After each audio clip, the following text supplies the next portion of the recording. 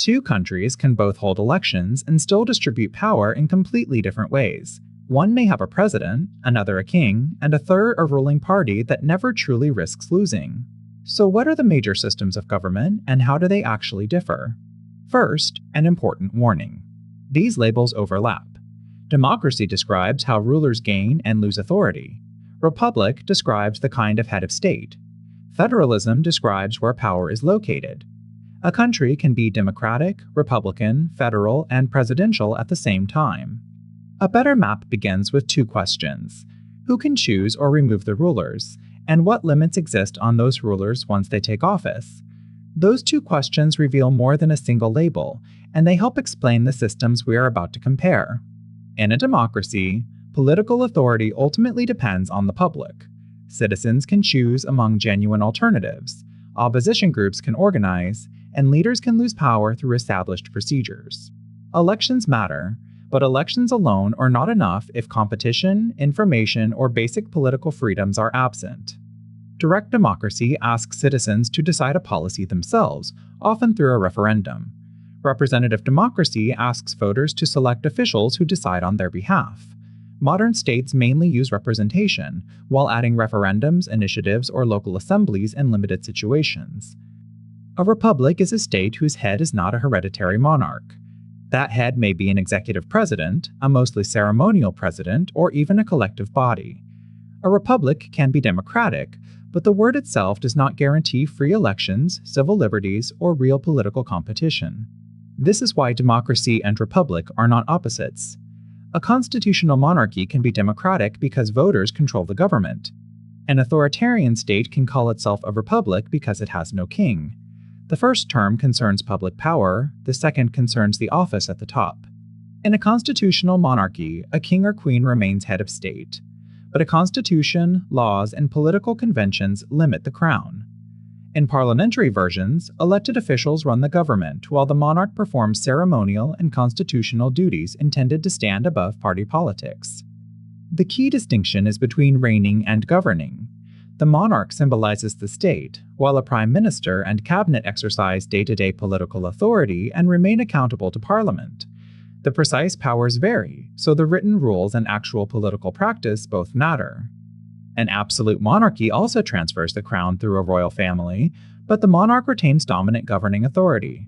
Consultative councils, ministers, or written laws may exist, yet they do not necessarily possess an independent democratic mandate or the practical ability to remove the ruler. Authoritarian government concentrates political power and restricts meaningful competition. Leaders may tolerate some private life, markets, or controlled elections, but opposition cannot compete on equal terms. Courts, media, legislatures, and civil society are weakened, managed, or punished when they threaten those in power. Dictatorship is a broad description for rule without effective public accountability. Power may belong to one person, a ruling family, senior officers, or party elites. What unites these arrangements is not a uniform costume or ideology, but the absence of a reliable mechanism for peaceful removal. Totalitarianism is a more extreme ambition. The state seeks to reshape politics, culture, information, organizations, and sometimes private belief around an official ideology. Not every dictatorship reaches that level. Many authoritarian governments mainly demand obedience and political passivity rather than total social transformation. In a one-party state, one political party legally or practically monopolizes national power. Elections may select candidates or allocate seats, but they do not create a real possibility of alternation. The party often overlaps with the bureaucracy, security services, workplaces, and major civic institutions. This system is different from a dominant party democracy. A popular party may win repeatedly in a competitive system and still eventually lose. In a true one-party state, rivals are prohibited or structurally incapable of replacing the ruling party through normal constitutional competition. A military junta places governing authority in a council of senior officers, usually after a coup. The officers may suspend institutions, appoint civilians, or promise a transition. Some juntas remain collective. Others become personal dictatorships when one commander gradually dominates the armed forces and the state.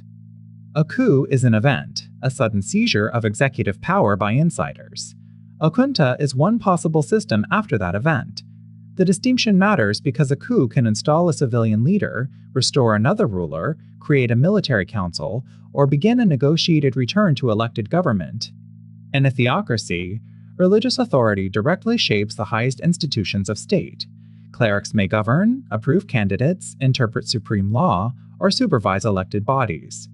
This is not the same as a country simply having an official religion. The crucial question is, who holds final political authority? Oligarchy means rule by a small group. That group may be wealthy families, business networks, party leaders, aristocrats, or security elites. Unlike monarchy or a junta, oligarchy often describes who dominates behind formal institutions rather than the official constitutional design printed on paper. A constitution may describe elections, courts, and legislatures, while real decisions depend on a narrow network with privileged access to money, media, or coercive power. For that reason, analysts distinguish de jure institutions, meaning rules and law, from de facto institutions, meaning power and practice. Many governments fall between competitive democracy and closed authoritarian rule. They hold multi-party elections, yet incumbents may control media, misuse state resources, harass opponents, or weaken courts. Researchers use terms such as hybrid regime or electoral autocracy for different versions of this middle ground. There are other classifications too.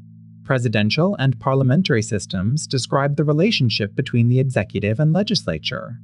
Federal and unitary systems describe how authority is divided across territory. These categories can be layered onto nearly every system already discussed. To describe a government accurately, combine several answers. Is political competition genuine? Who is head of state? Who leads the government? What constrains the executive? How is territorial power divided? And who exercises influence in practice? The combination creates the real constitutional map. Governments are not permanent categories. Democracies can erode gradually when checks, competition, and civil liberties weaken. Authoritarian systems can liberalize, collapse, or negotiate transitions. The most useful question is therefore not only what a country is called, but how its institutions are changing. The labels are starting points, not verdicts. To understand any government, follow the path of power, who receives it, who can challenge it, what limits it, and how it can be transferred. Once you see those mechanisms, political systems become far easier to compare.